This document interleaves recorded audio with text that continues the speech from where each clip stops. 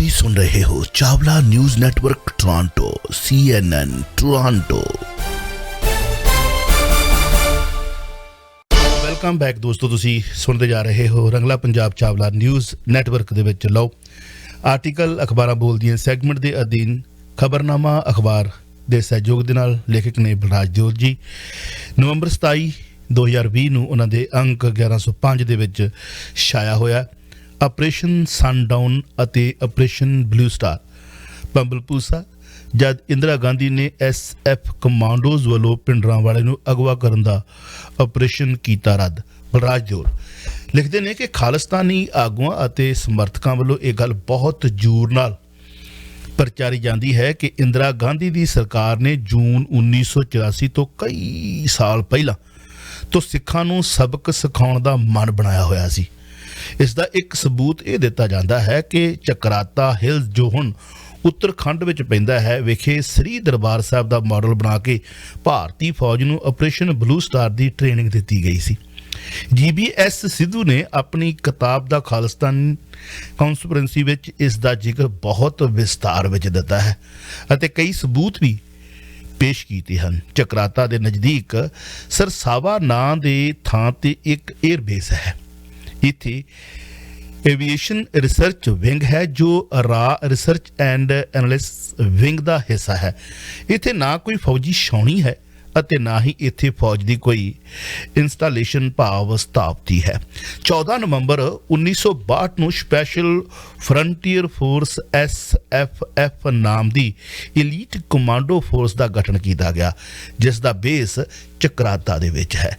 ਇਸ commando force ਵਿੱਚ 150 ਭਾਵ 150 ਜਵਾਨਾਂ ਦਾ ਦਸਤਾ ਕਿਸੇ ਵੀ ਵਿਸ਼ੇਸ਼ ਕਮਾਂਡੋ ਆਪਰੇਸ਼ਨ ਲਈ ਸਦਾ ਤਿਆਰ ਰਹਿੰਦਾ ਹੈ। ਇਹ ਜਵਾਨ CRP ਸਮੇਤ ਵੱਖ-ਵੱਖ ਫੋਰਸਾਂ ਵਿੱਚੋਂ ਲਏ ਜਾਂਦੇ ਹਨ ਅਤੇ ਆਪਣੀ ਭਰ ਜਵਾਨੀ ਦੇ 3 ਸਾਲ ਹੀ ਇਸ ਦਸਤੇ ਵਿੱਚ ਰੱਖੇ ਜਾਂਦੇ ਹਨ ਅਤੇ ਫਿਰ ਆਪਣੀ ਪੇਰੈਂਟਸ ਫੋਰਸ ਦੇ ਵਿੱਚ ਵਾਪਸ ਭੇਜ ਦਿੱਤੇ ਜਾਂਦੇ ਹਨ। ਇਸ ਕਮਾਂਡੋ ਫੋਰਸ ਕੋਲ ਆਪਣੇ 2 ਹੈਲੀਕਾਪਟਰ ਹਨ ਪਰ ਲੋੜ ਪੈਣ ਤੇ ਇਹ ਫੋਰਸ ਐਵੀਏਸ਼ਨ ਰਿਸਰਚ ਵਿੰਗ ਤੋਂ ਹੋਰ ਹੈਲੀਕਾਪਟਰ ਜਾਂ ਜਹਾਜ਼ ਉਧਾਰੇ ਲੈ ਸਕਦੀ ਹੈ। ਇਹ ਫੋਰਸ ਅਸਲ ਵਿੱਚ ਚੀਨ ਦੇ ਬਾਰਡਰ ਤੇ ਖਾਸ ਆਪਰੇਸ਼ਨ ਲਈ ਬਣਾਈ ਗਈ ਸੀ ਜਿਸ ਵਿੱਚ ਪਹਿਲਾਂ ਬਹੁਤੇ ਤਿੱਬਤੀ ਜਵਾਨ ਭਰਤੀ ਕੀਤੇ ਗਏ ਸਨ। ਇਸ ਫੋਰਸ ਦੀ ਕਮਾਂਡ ਇੱਕ ਇੰਸਪੈਕਟਰ ਜਨਰਲ ਦੇ ਹੱਥ ਵਿੱਚ ਹੁੰਦੀ ਹੈ ਜੋ ਸਿੱਧਾ ਕੈਬਨਿਟ ਸਕੱਤਰ ਹੇਠ ਹੁੰਦਾ ਹੈ। ਸਾਲ 1982 1982 ਅੱਧ ਵਿੱਚ ਜਦ ਪੰਜਾਬ ਦੇ ਹਾਲਾਤ ਅਖਬਾਰ ਕਹਿੰਦਾ ਹੈ ਵਿਗੜਨ ਲੱਗੇ ਤਾਂ ਪ੍ਰਧਾਨ ਮੰਤਰੀ ਦੀ ਸੁਰੱਖਿਆ ਸਲਾਹਕਾਰ RN ਕੌਬ ਨੇ SFF ਨੂੰ ਕਮਾਂਡੋਜ਼ ਨੂੰ ਆਪਰੇਸ਼ਨ ਦੀ ਤਿਆਰੀ ਕਰਨ ਲਈ ਆਖਿਆ ਜਿਸ ਦਾ ਮੰਤਵ ਜਰਨੈਲ ਸਿੰਘ ਭਿੰਡਰਾਂਵਾਲੇ ਨੂੰ ਕਿਡਨੈਪ ਭਾਵ ਅਗਾਹ ਕਰਨਾ ਮਿਥਿਆ ਗਿਆ। ਪਹਿਲਾਂ ਇਹ ਆਪਰੇਸ਼ਨ ਚੌਂਕ ਮਹਿਤਾ ਵਿਖੇ ਕੀਤਾ ਜਾਣਾ ਸੀ ਅਤੇ ਫਿਰ ਸਦ ਜਰਨੈਲ ਸਿੰਘ ਨੇ ਨਾਨਕ ਨਿਵਾਸ ਵਿੱਚ ਡੇਰਾ ਲਗਾ ਲਿਆ ਤਾਂ ਇਹ ਨਾਨਕ ਨਿਵਾਸ ਤੇ ਕੇਂਦਰਿਤ ਕਰ ਦਿੱਤਾ ਗਿਆ।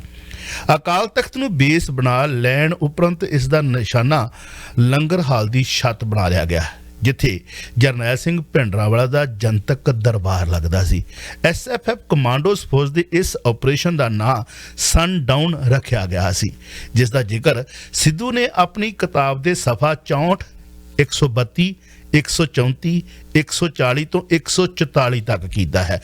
ਇਸ ਆਪਰੇਸ਼ਨ ਨੂੰ ਹੈਲੀ ਆਪਰੇਸ਼ਨ ਦਾ ਨਾਮ ਵੀ ਦਿੱਤਾ ਗਿਆ ਹੈ ਕਿਉਂਕਿ ਇਹ 2 ਹੈਲੀਕਾਪਟਰ ਨਾਲ ਕੀਤਾ ਜਾਣਾ ਸੀ। ਇਸ ਆਪਰੇਸ਼ਨ ਦਾ ਮੰਤਵ ਘੱਟੋ ਘੱਟ ਜਾਨੀ ਨੁਕਸਾਨ ਨਾਲ ਭਿੰਡਰਾਂਵਾਲਿਆਂ ਨੂੰ ਅਗਵਾ ਕਰਨਾ ਸੀ।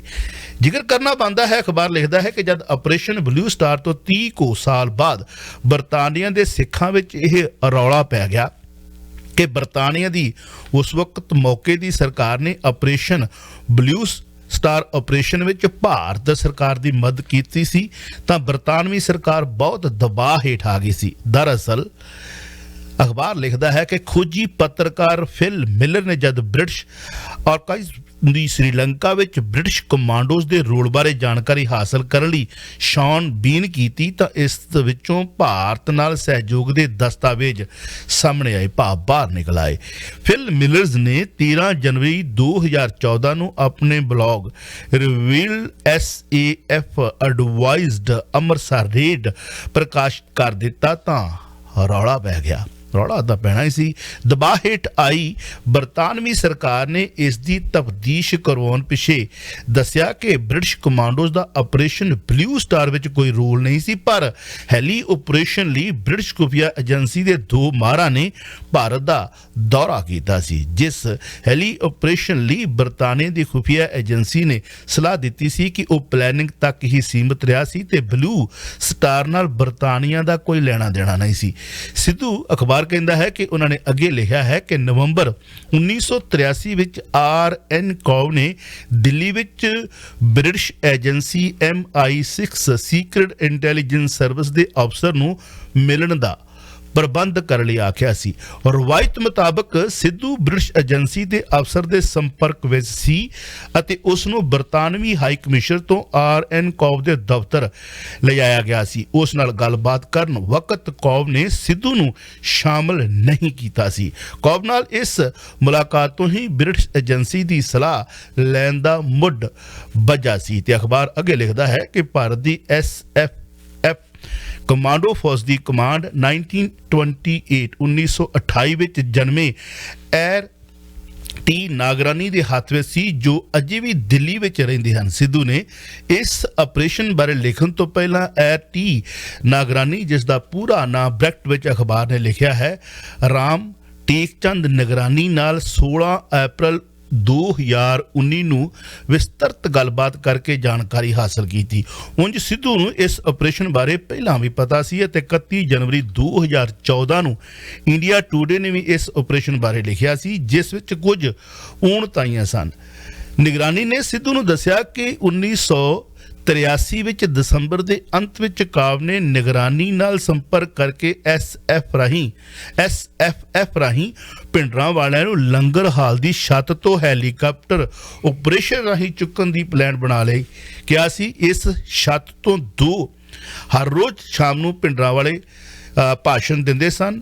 ਜਿਸ ਆਪਰੇਸ਼ਨ ਵਿੱਚ 2 MI4 ਹੈਲੀਕਾਪਟਰ ਰਾਹੀਂ ਅਚਾਨਕ ਲੰਗਰ ਹਾਲ ਦੀ ਛੱਤ ਤੇ ਉਤਰ ਕੇ ਪਿੰਡਰਾਂ ਵਾਲਿਆਂ ਨੂੰ ਚੁੱਕਿਆ ਜਾਣਾ ਸੀ ਅਤੇ ਇੱਕ ਬੁਲਟ ਪ੍ਰੂਫ ਵਹੀਕਲ ਰਾਹੀਂ ਕੰਪਲੈਕਸ ਤੋਂ ਬਾਹਰ ਲੈ ਜਾਇਆ ਜਾਣਾ ਸੀ। ਸੁਰੱਖਿਆ ਲਈ ਜ਼ਮੀਨੀ ਪੱਧਰ ਤੇ CRPF ਵੱਲੋਂ 3 ਲੇਅਰ ਦੀ ਘੇਰਾਬੰਦੀ ਕੀਤੀ ਜਾਣੀ ਸੀ। ਇਸ ਕੰਮ ਲਈ ਕੰਪਲੈਕਸ ਦੀ ਰੇਕੀ ਅਖਬਾਰ ਕਹਿੰਦਾ ਕਿ ਕਰ ਲਈ ਗਈ ਸੀ ਅਤੇ ਚਕਰਾਤਾ ਵਿੱਚ ਬਣਾਏ ਉਸ ਮਾਡਲ ਵਿੱਚ ਪ੍ਰੈਕਟਿਸ ਟ੍ਰੇਨਿੰਗ ਜਿਹੜੀ ਸੀ ਉਹ ਕੀਤੀ ਗਈ ਸੀ। ਬਰਤਾਨਵੀ ਏਜੰਸੀ ਦੀ ਆਖਰੀ ਸਲਾਹ ਮਾਰਚ ਅੰਤ 1984 ਵਿੱਚ ਲਈ ਗਈ ਸੀ। 1984 ਅਪ੍ਰੈਲ ਦੇ ਸ਼ੁਰੂ ਵਿੱਚ ਕਾਬ ਨੇ ਪ੍ਰਧਾਨ ਮੰਤਰੀ ਇੰਦਰਾ ਗਾਂਧੀ ਨੂੰ ਆਪਰੇਸ਼ਨ ਸਨਡਾਊਨ ਲਈ ਬਰੀਫ ਕਰਨ ਵਾਸਤੇ ਨਿਗਰਾਨੀ ਨਾਲ ਮੁਲਾਕਾਤ ਕਰਵਾਈ।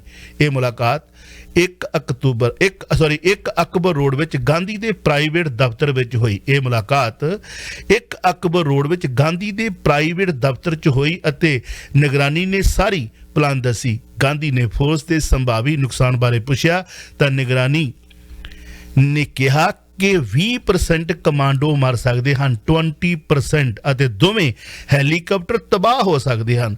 ਫਿਰ ਇੰਦਰਾ ਗਾਂਧੀ ਨੇ ਆਮ ਲੋਕਾਂ ਦੀਆਂ ਮੌਤਾਂ ਬਾਰੇ ਜਦੋਂ ਪੁੱਛਿਆ ਤਾਂ ਨਿਗਰਾਨੀ ਨੇ ਕਿਹਾ ਕਿ ਰਸਤੇ ਵਿੱਚ ਆਉਣ ਵਾਲੇ 20% ਸਿਵਲੀਅਨ ਮਰ ਸਕਦੇ ਹਨ। ਤੇ ਅਖਬਾਰ ਆਖਰੀਆਂ 2 ਲਾਈਨਾਂ ਦੇ ਵਿੱਚ ਲਿਖਦਾ ਹੈ ਕਿ ਇਹ ਸੁਣ ਕੇ ਸਮੇਂ ਦੀ ਹਾਕਮ ਇੰਦਰਾ ਗਾਂਧੀ ਨੇ ਕਿਹਾ ਕਿ ਇੰਨੀਆਂ ਸਿਵਲੀਅਨ ਦੀਆਂ ਮੌਤਾਂ ਦਾ ਉਹ ਰਿਸਕ ਨਹੀਂ ਲੈ ਸਕਦੀ, ਜਿਸ ਨਾਲ ਇਹ ਆਪਰੇਸ਼ਨ ਮੌਕੇ ਤੇ ਹੀ ਰੱਦ ਹੋ ਗਿਆ। ਖਬਰਨਾਮਾ ਅੰਕ 1105 ਨਵੰਬਰ 27 2020 ਨੂੰ ਉਹਨਾਂ ਨੇ ਉਸ ਕਿਤਾਬ ਦੇ ਹਵਾਲੇ ਦੇ ਨਾਲ ਅਜੇ ਖੁਲਾਸੇ ਹੋਰ ਵੀ ਹੋਣੇ ਹਨ ਲਿਖਿਆ ਹੈ। ਉਹ ਜੋ ਲਿਖਦੇ ਜਾਣਗੇ ਅਸੀਂ ਤੁਹਾਡੇ ਨਾਲ ਸਾਂਝਾ ਕਰਦੇ ਰਵਾਂਗੇ। ਆਪਰੇਸ਼ਨ ਸਨਡਾਊਨ ਅਤੇ ਆਪਰੇਸ਼ਨ ਬਲੂ ਸਟਾਰ ਦਾ ਭੰਬਲ ਭੂਸਾ ਜਦ ਇੰਦਰਾ ਗਾਂਧੀ ਨੇ SFF ਕਮਾਂਡੋਜ਼ ਵੱਲੋਂ ਪਿੰਡਰਾਂ ਵਾਲਿਆਂ ਨੂੰ ਅਗਵਾ ਕਰਨ ਦਾ ਆਪਰੇਸ਼ਨ ਰੱਦ ਕੀਤਾ। ਤੁਸੀਂ ਸੁਣਿਆ ਅਖਬਾਰਾਂ ਬੋਲਦੀਆਂ ਸੈਗਮੈਂਟ ਦੇ ਅਧੀਨ। ਲਓ ਇੱਕ ਛੋਟੀ ਜਿਹੀ ਬ੍ਰੇਕ ਤੋਂ ਬਾਅਦ ਬਲਰਾਜ ਦਿਓਲ ਜੀ ਨਾਲ ਟਰਾਈ ਕਰ ਲੈਣੇ ਜੇ ਜਾਗਦੇ ਹੋਏ ਤੇ 2-4 ਮਿੰਟ ਗੱਲਾਂ ਕਰਾਂਗੇ। ਸੁਣਦੇ ਰਹਿਣਾ, ਸੁਣਾਉਂਦੇ ਰਹਿਣਾ। Chawla news network, Toronto.